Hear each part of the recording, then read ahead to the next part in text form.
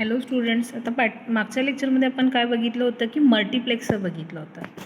Multiplexer कुठले कुठले आहे, त्याचं बेसिक गेट्स यूज करून कसं डिझाईन करायचं, मल्टिप्लेक्सर ट्री म्हणजे काय, जर बुलियन एक्सप्रेशन दिलं तर त्याच्यावरून मल्टिप्लेक्सर कसं ड्रॉ करायचं, हे सगळं बघितलेलं.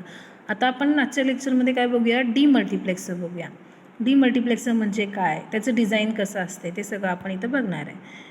A demultiplexer performs the reverse operation of a multiplexer. That is, it receives one input and distributes it over several outputs.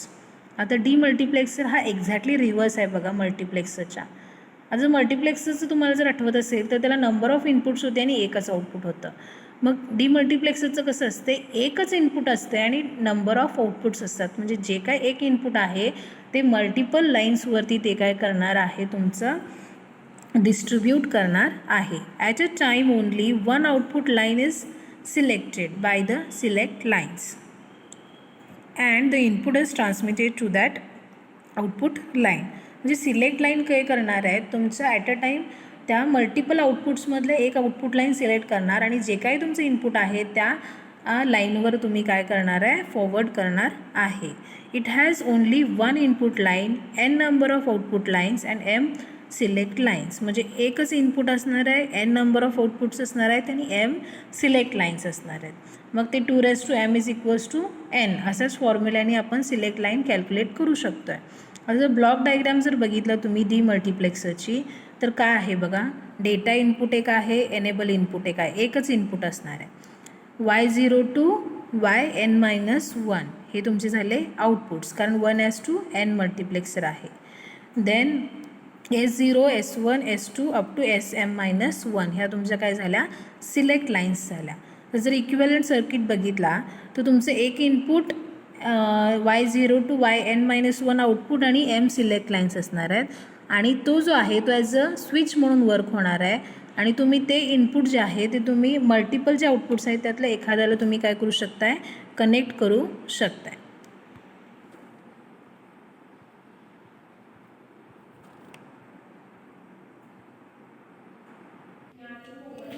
Next बघा, relationship between data output lines and select lines. तर आपण last time जसं बघितलं होतं की 2m is equals to n, फक्त उलटं असणार आहे, n is equals to 2m. म्हणजे काय, m select lines, n outputs आणि 1 इनपुट असणार आहे.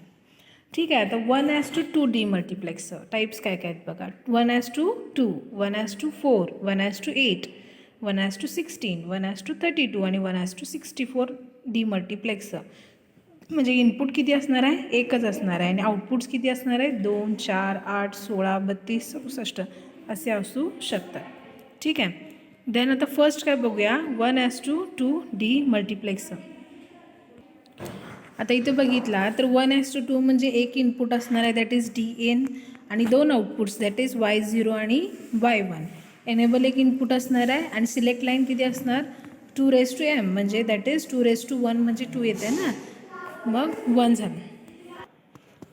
आता इथं ऑब्झर्व करा, फर्स्ट जर ई लाईन जे एनेबल लाईन आहे ती जर 0 असेल तर एनेबल 0 असेल तर तुमचं डीमल्टिप्लेक्सर वर्क होणार नाही.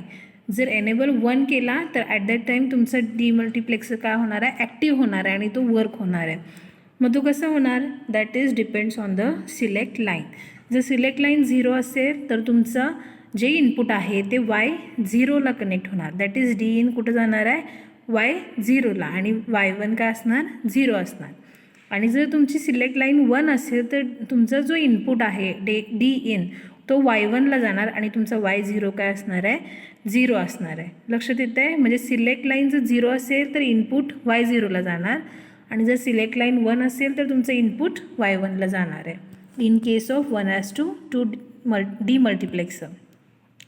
देन आता इथं बघा, एनेबल लाईन, D इनपुट आणि तुमचं जर S बार जर असेल तर Y0 आणि S जर असेल तर Y1 सिलेक्ट होणार आहे. ठीक आहे. Then 1:4 demultiplexer. Then next 1:4 demultiplexer. आता 1 इनपुट आणि 4 आउटपुट्स असणार आहेत. आता 4 आउटपुट्स म्हटले 2:2 इज इक्वल्स टू 4 म्हणजे सिलेक्ट लाईन्स किती झाल्या, 2 सिलेक्ट लाईन्स झाल्या आणि ई काय झालं, एनेबल इनपुट झालं. देन S0 आणि S1 ह्या select lines, Y0 to Y3 हे तुमचे झाले आउटपुट्स. ठीक आहे. ई जर 0 असेल तर तुमचं डीमल्टिप्लेक्सर ॲक्टिवेट नसणार आहे. म्हणजे S0 S1 तुमचं काहीही असला तरी तुमचं आउटपुट काय येणार नाही. देन ज्यावेळेला तुम्ही एनेबल 1 करणार आहे ॲट दॅट टाईम तुम्हाला फक्त काय मिळणार आहे, आउटपुट मिळणार आहे depending on the status of the S0 आणि S1. एनेबल 1 आहे, S0 S1 जर 0 0 असेल तर तुमचा जो D in आहे तो Y0ला सिलेक्ट होणार आहे. त्याच्यानंतर जर तुमचं 0 1 असेल तर तुमचं D in Y1ला सिलेक्ट होणार. त्याच्यानंतर 1 0 असेल तर D in Y2ला सिलेक्ट होणार. आणि जर 1 1 असेल S1 आणि S0 तर तुमचं D in कुठं कनेक्ट होणार आहे, to the Y3. Then next आता तुम्ही जर बघितला, जर D0 जर इनपुट Y0 जर आउटपुट पाहिजे असेल तुम्हाला, D in जो आहे तो Y0ला कनेक्ट व्हायला पाहिजे असेल तर तुम्ही काय करणार, enable D in then S0 त्याच्यानंतर S1 बार आणि S0 बार हे दोन्ही बार असतील तर Y0 सिलेक्ट होणार. त्याच्यानंतर S1 बार आणि S0 असेल तर Y1 सिलेक्ट होणार. त्यानंतर S1 S0 बार असेल तर Y2 आणि S1 S0 असेल तर Y3 सिलेक्ट होणार. ही झाली बेसिक गेट यूज करून तुम्ही डीमल्टिप्लेक्सर डिझाईन केला.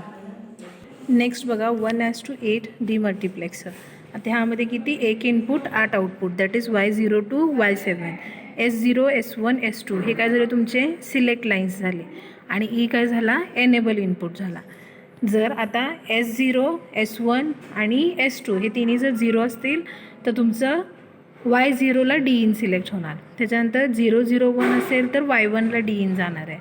देन 0 1 0 असेल तर Y2ला D in जाणार. नंतर 0 1 1 असेल तर Y3ला D in जाणार आहे. देन 1 0 0 असेल तर Y4ला जाणार. देन 1 0 1 असेल तर Y5ला तुमचं D in सिलेक्ट होणार आहे. देन 1 1 0 असेल तर Y6ला D in जाणार.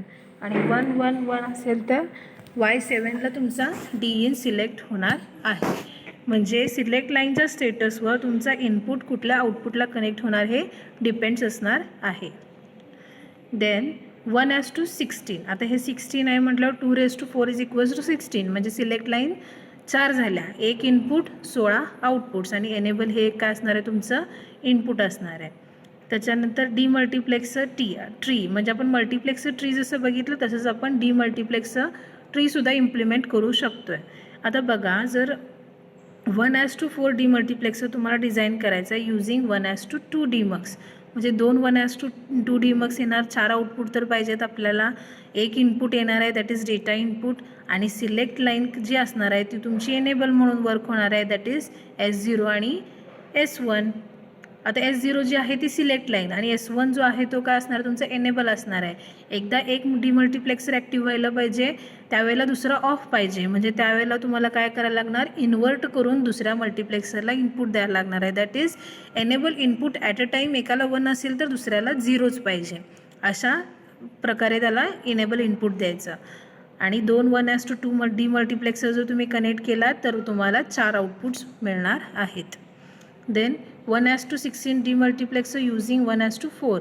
16 पाहिजेत, युझिंग 1:4 म्हटल्यावर 4 1:4 मल्टिप्लेक्सर वापरायला लागणार. आणि त्या प्रत्येकाचं एक एक इनपुट असणार आहे ना, त्यातलं कुठलं ॲक्टिव्ह करायचं ह्यासाठी तुम्हाला काय करायला लागणार, सुरुवातीला परत एक डीमल्टिप्लेक्सर वापरायला लागणार, जेणेकरून डी इनपुट तुमच्या कुठल्या मल्टिप्लेक्सरला ॲक्टिव्ह करायला पाहिजे हे डिसाईड करण्यासाठी तुम्हाला सुरुवातीला एक 1:4 डीमक्स यूज करायला लागणार. आणि S0 आणि S1 जे आहेत ते सिलेक्ट इनपुट्स असणार आहेत, सिलेक्ट लाईन्स असणार आहेत फॉर सेकंड स्टेज. आणि S2 आणि S3 जे आहेत ते select line for the first stage. Then आता डिकोडर काय आहे बघा. Decoder is a combinational circuit. It converts n bit binary information at its input into two n output lines. आणि फॉर एक्झाम्पल जर n 2 असेल तर we can design up to 2:4 decoder. म्हणजे जर n 2 असेल तर 2:4 डिकोडर आपण डिझाईन करू शकतो आहे. आता 2:4 म्हणजे 2 इनपुट्स 4 आउटपुट. आता एनेबल पण असणार आहे त्याला इनपुट. मग एनेबल 0 असेल तर तो डिॲक्टिवेट असणार आहे, म्हणजे सगळे आउटपुट्स काय असणार 0 असणार. एनेबल 1 करा म्हणजे तुमचा डिकोडर ॲक्टिव्ह होणार. आणि AB जर 0 0 असेल तर Y0 सिलेक्ट होणार आहे. जर AB 0 1 असेल तर Y1 सिलेक्ट होणार. आणि जर 1 0 असेल तर Y2 1 होणार आहे. आणि 1 1 असेल तर Y3 1 होणार आहे. एवढं लक्षात ठेवा की एनेबल नेहमी 1च पाहिजे, तरच तुमचं डिकोडर वर्क होणार. आणि depending on the status of A and B, AB जर 0 0 असेल तर Y0ला 1 येणार. आणि AB 0 1 असेल तर Y1ला 1 येणार. AB 1 0 असेल तर Y2ला 1 येणार. आणि AB 1 1 असेल तर Y3 1 होणार आहे. हे झालं तुमचं 2:4 डिकोडर. त्याच्यानंतर demultiplexer as a decoder. It is possible to operate a demultiplexer as a decoder. Let us consider an example of 1:4 demultiplexer can be used as a 2:4 decoder. म्हणजे 1:4 डीमल्टिप्लेक्सर जो आहे तो ॲज अ आपण 2:4 decoder म्हणून सुद्धा use करू शकतोय. म्हणजे डीमल्टिप्लेक्सर आपण ॲज अ डिकोडर म्हणून कसं वापरायचं ते बघूया आता. आता इथं बघा 1:4 डीमल्टिप्लेक्सर ॲज अ 2:4 डिकोडर. आता इथं तुमचं काय आहे, डी इन आणि एनेबल इनपुट आहे. आणि इथं काय असणार आहे, ए आणि बी 2 इनपुट्स असणार आहेत. म्हणजे 2 इनपुट्स झाले, 4 आउटपुट्स झाले. Y0 to Y3 इकडं पण 4 आउटपुट्स आहेत.